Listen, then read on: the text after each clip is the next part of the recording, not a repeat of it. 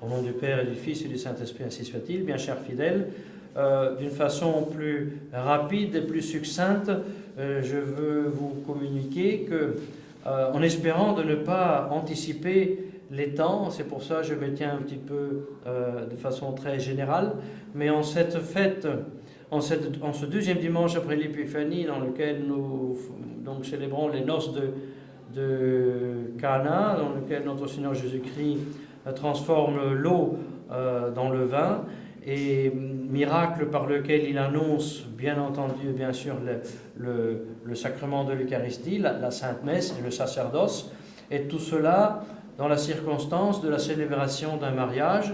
Donc, notre Seigneur Jésus-Christ, au début de sa vie publique, qui rend honneur aux deux sacrements qui sanctifient la société, le sacerdoce et les saintes noces, les saintes noces, le sacrement du mariage.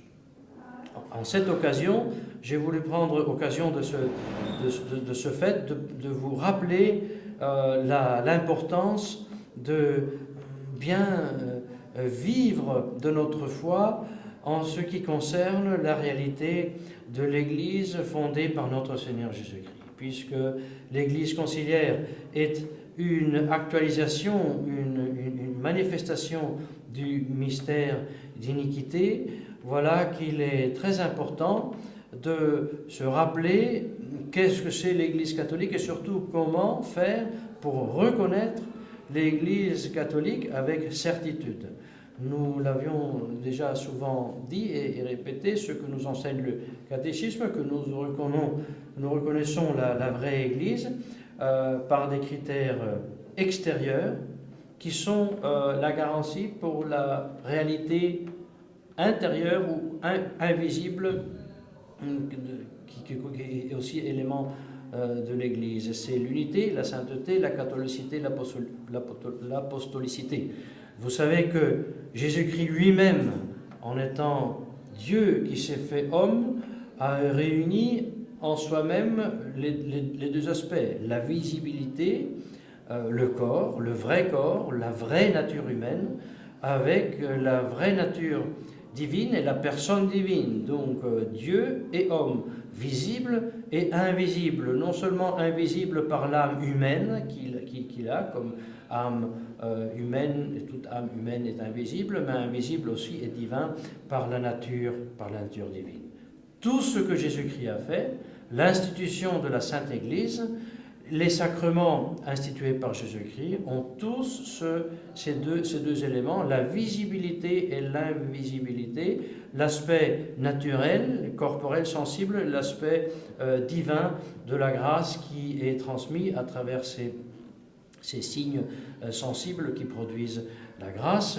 C'est seulement au baptême, dans le moment où l'eau coule sur le front du baptisé, et les paroles sont prononcées « Je te baptise au nom du Père et du Fils et du Saint-Esprit », dans ce moment-là, s'actualise l'effet de ce simple geste extérieur et le produit de la grâce, de la vie sanctifiante, de la vie trinitaire dans l'âme de ce baptisé, et donc la destruction du péché originel, comme bien vous savez. Ceci s'applique partout et dans tous les sacrements. Et ceci s'applique aussi, c'est-à-dire ce critère visible qui me permet de reconnaître ce qui est la réalité divine de la même Église. La foi, la profession de la foi catholique révélée par Jésus-Christ et transmise sans interruption pendant 2000 ans, formulée de façon claire par le magistère infaillible de l'Église, et peut et doit être reconnue lorsque la foi est exprimée, par exemple dans le credo que nous chantons pendant la messe et dans tous les textes qui expliquent ensuite les concepts et décrivent les dogmes de la foi catholique. Et ceci, mes chers fidèles, nous devons nous rappeler, il est possible de le vérifier. Il est possible de vérifier la foi catholique une et constante jusqu'au temps des apôtres, voilà la foi apostolique. Il est possible de constater que cette foi apostolique c'est-à-dire que donc remonte aux apôtres, a été prêché et cru partout dans le monde, dans tous les temps. C'est pour ça que cette foi est aussi catholique. Et cette foi, c'est la foi qui légitime, qui est le fondement, qui permet ensuite de transmettre la grâce, la sainteté objective, à travers le moyen des sacrements. Voilà que nous avons l'Église, une, sainte, catholique et apostolique. Le catéchisme nous enseigne qu'il est possible de le vérifier et ce n'est même pas tellement difficile. Si nous appliquons ces critères à l'Église conciliaire, la première chose qui crève les yeux, c'est que la foi qui est prêchée n'est pas une, elle est multiple, et surtout elle est en contradiction avec ce que l'Église a toujours enseigné, non pas dans un seul point, mais pratiquement dans tous les dogmes et dans tous les articles de notre foi.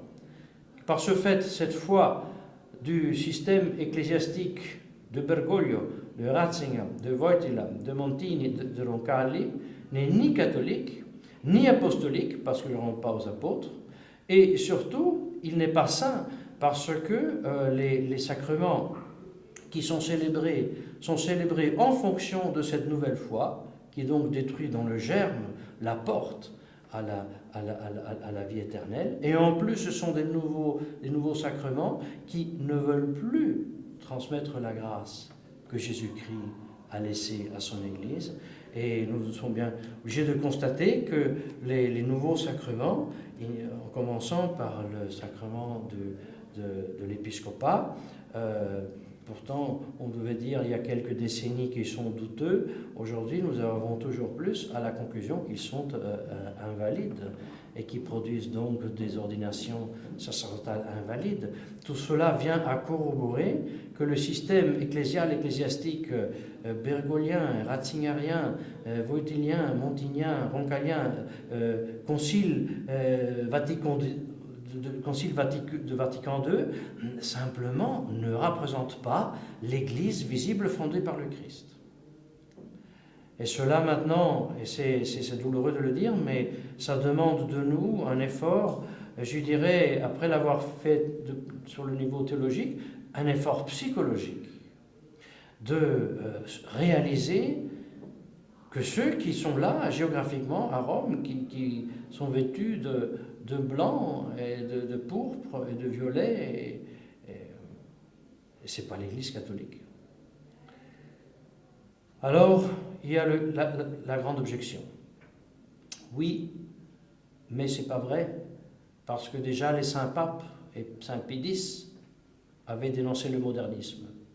Mais justement, ils étaient dans l'Église. Et il est vrai que l'Église est contaminée par les modernistes, c'est vrai que l'Église est infiltrée par les modernistes, c'est vrai que partout il y a des modernistes, mais pas pour autant nous avons le droit de dire que ce n'est plus l'Église catholique. Alors l'argument vaut. L'argument vaut parce que, pour corroborer cet argument, il suffit de reprendre saint Pie X, qui en effet dit l'Église est infiltrée par les modernistes, mais ce n'est pas pour autant que saint Pie X a dit ce n'est plus l'Église catholique. C'est vrai.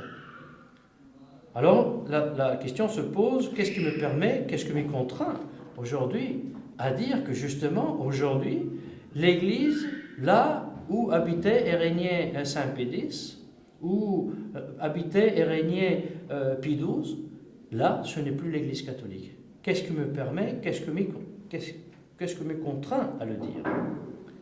Voyez, saint Pie X déplore que justement il y a des modernistes dans l'Église parce qu'ils sont infiltrés, parce qu'ils se cachent, ils se tiennent cachés. Quand on leur demande de professer la foi catholique, tout de suite ils professent la foi catholique. Quand on tourne le dos, tout de suite ils s'enseignent le contraire. Mais pratiquement ils échappent au délit en flagrant. Et alors ces modernistes sont vraiment membres de l'Église catholique, au temps de saint Pie X. Ils posent des actes, ils célèbrent des sacrements, et ils le célèbrent dans l'Église et pour l'Église catholique. Eux qui sont déjà avec un pied, sinon avec tous les deux en enfer. Mais il y a un mais. Saint-Pédis demande à arracher-leur le masque, dévoiler ces modernistes.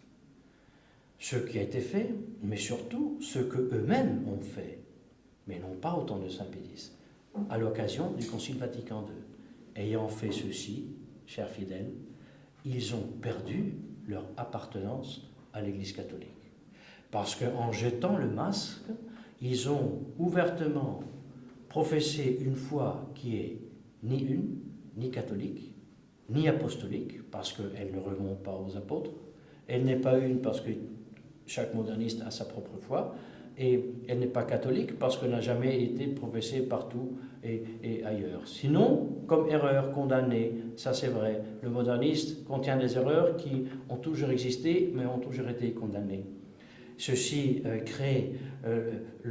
enlève le fondement de l'appartenance à l'Église catholique, et ceci visse et détériore les sacrements qui sont détériorés jusqu'à l'invalidité. Et cela nous contraint donc à conclure que ce n'est pas l'Église catholique. Et ceci, il m'est à cœur de vous communiquer ceci en ce jour dans lequel, et j'espère de ne pas précéder personne, c'est pour ça que je me tiens très en général, mais dans lequel une quarantaine de prêtres fidèles à la tradition ont signé un papier, on m'avait demandé aussi de le signer à moi, dans lequel on prend les distances de ce qu'est la nouvelle fraternité qui se rapproche et qui veut se rapprocher de la Rome moderniste, et qui même est en train de louer le bon combat de la fraternité Saint-Pierre, qui a combattu le bon combat de la messe, en faisant ce que voulait faire Monseigneur Lefebvre, qui n'aurait pas voulu combattre tout d'abord pour le règne social de notre Seigneur Jésus-Christ. Alors là aussi, il faut dire, la fraternité Saint-Pédis, ou ce que était la fraternité Saint-Pédis dans ses membres dirigeants, jette elle aussi le masque. Et pour ça, on